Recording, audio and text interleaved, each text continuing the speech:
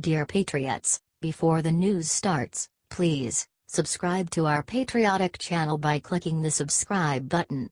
Give us a thumbs up to this video. Don't forget to leave your opinion below in the comments section. Share the news on Facebook and Twitter so you friends see it. Thank you.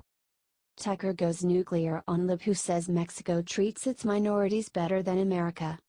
The NFL has been trying to expand its presence internationally, so it recently had the Oakland Raiders and the New England Patriots play a game in Mexico City. Raiders running back Marshawn Lynch somehow thought that this made for a great excuse to insult America further, and ended up standing for the Mexican national anthem and sitting for the American one. Lynch understandably took a great deal of heat for this. Of course, some on the left came to Lynch's defense and said he did it because Mexico treats minorities better than America does. When sports agent Anthony Tall tried to make this same argument on Fox News, Tucker Carlson called him out for how ridiculous it is.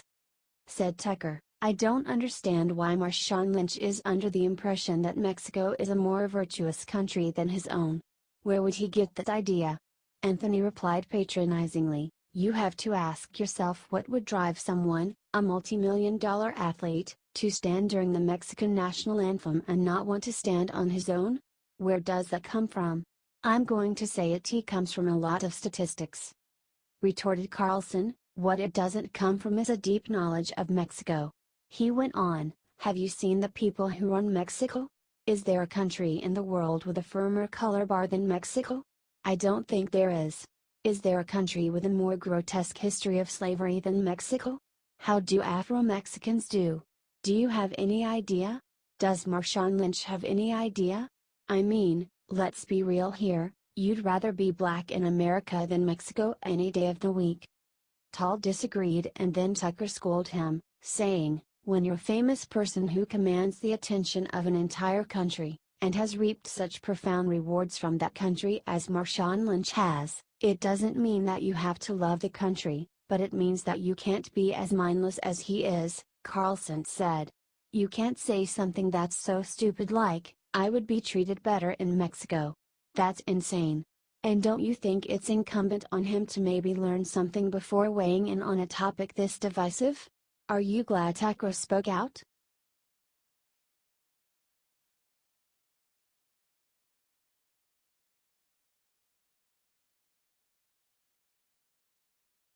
CNN spreads disgusting rumor about Border Patrol agent murdered by illegal alien. Federal border agent Rafael Martinez was murdered while on duty.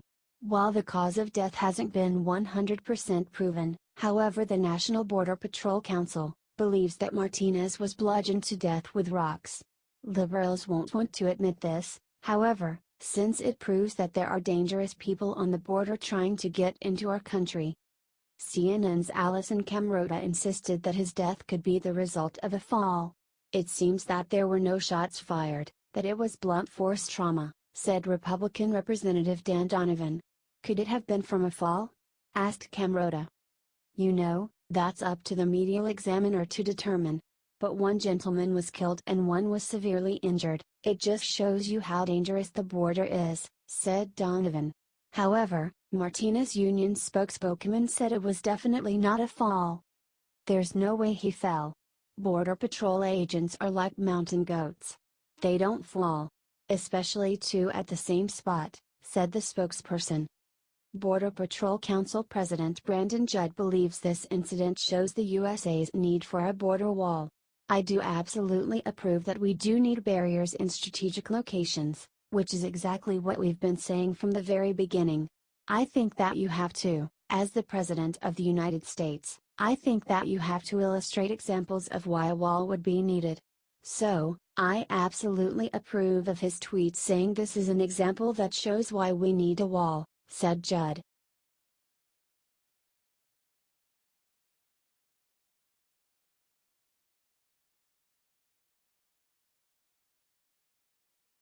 Planned Parenthood releases guide on how to deal with pro-life people at Thanksgiving.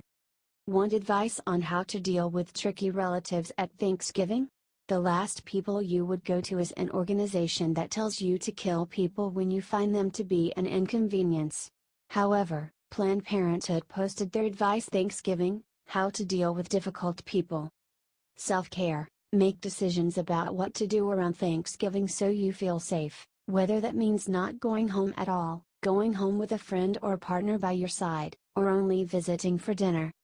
Build allyship with family members who love and respect you. The more people in your family who can call people out, or even better, call people in, on their problematic behavior, the less acceptable it will be, wrote Planned Parenthood. Here's some problematic behavior. Killing babies.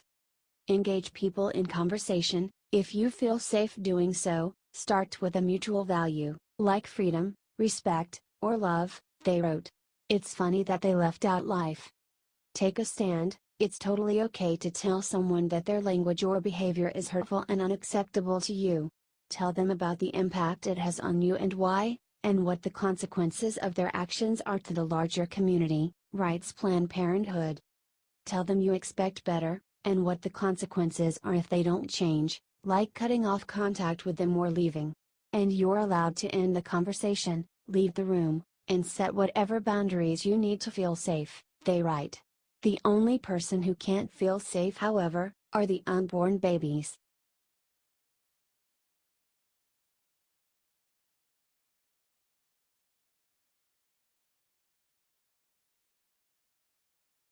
Liberal Sarah Silverman exposes how she fell in love with Trump supporters after sitting down with them. Ultra-liberal comedian Sarah Silverman has had a massive change of heart after actually sitting down and speaking with Trump supporters. When you're one-on-one with someone who doesn't agree with you, or whose ideology is different than yours, when you're face-to-face, your porcupine needles go down. The surprise was, I fell in love with them. I had a great time with them and I felt comfortable, said Silverman. I'm finding if I do engage with someone who is angry at me, or angry and I'm a place where they can put that anger, it's almost always a good experience, because more than anything, all of us, what we have in common is, we want to feel seen, she said. We want to feel like we exist. We really should, all of us, work on not getting our self-esteem from outside forces, but it is so much when somebody just sees you. It's just like, everything melts away, she said. She sat down with the pro-Trump family for her new Hulu show I Love You, America, where she explores America like an alien going to another planet. We want to feel like we exist.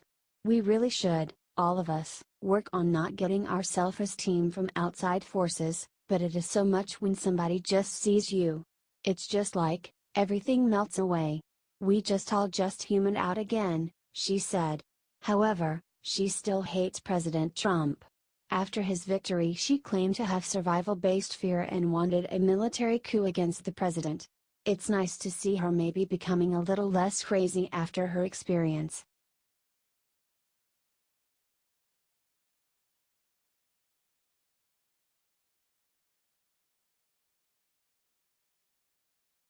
MSNBC accuses President Trump of siding with neo-Nazis and child predators.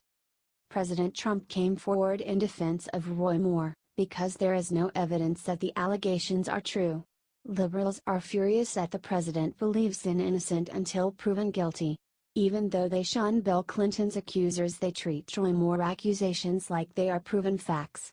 In an awful rant, MSNBC's John Heilemann accused Trump of siding with pedophiles. Trump sees himself in Roy Moore, he does. He sees the politics of it too. The momentum was for Hillary Clinton. All of the polls said Hillary Clinton was going to win, and there's all these people in the Trump base standing up saying, fake news, fake news, fake news. He listens to these press conferences, said Heilemann, even though that was fake news.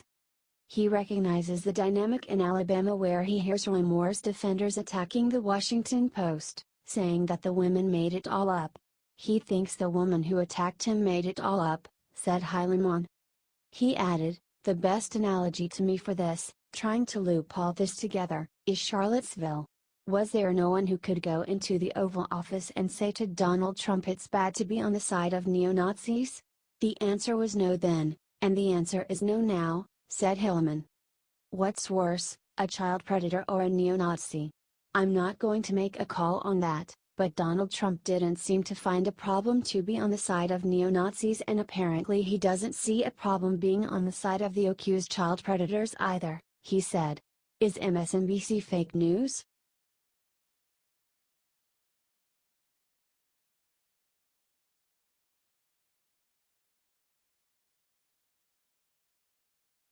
This was not a scuffle, Rand Paul's wife says. What really happened during his attack? A great deal of mystery has surrounded the attack Republican Senator Rand Paul suffered at the hands of his Bowling Green, Kentucky neighbor Arne Boucher. Paul's wife Kelly felt motivated to finally clear the air about what actually happened that day to severely injure her husband. Wrote Kelly in an op-ed for CNN about the severity of Rand's injury. The average person takes 20,000 breaths a day. Since November 3, my husband, Rand Paul, has not taken a single one without pain. He has not had a single night's sleep uninterrupted by long periods of difficult breathing or excruciating coughing. She added, there have been several nights where I had my hand on my phone ready to call 911 when his breathing became so labored it was terrifying. The lawyer for assailant Boucher depicted the assault as a very regrettable dispute between two neighbors over a matter that most people would regard as trivial.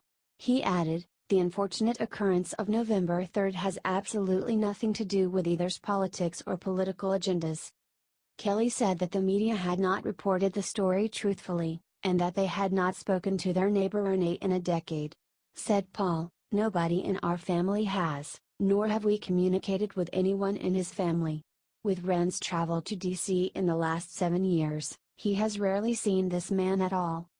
She described, the only dispute existed solely in the attacker's troubled mind, until, on a beautiful autumn day, he ran down the hill on our property and slammed his body into Rand's lower back as he stood facing away, wearing noise-canceling headphones to protect his ears from the lawnmower. Kelly then clarified, this was not a scuffle, a fight or an altercation, as many in the media falsely describe it. It was a deliberate, blindside attack. The impact left Rand with 6 broken ribs, 3 displaced, pleural effusion and now pneumonia.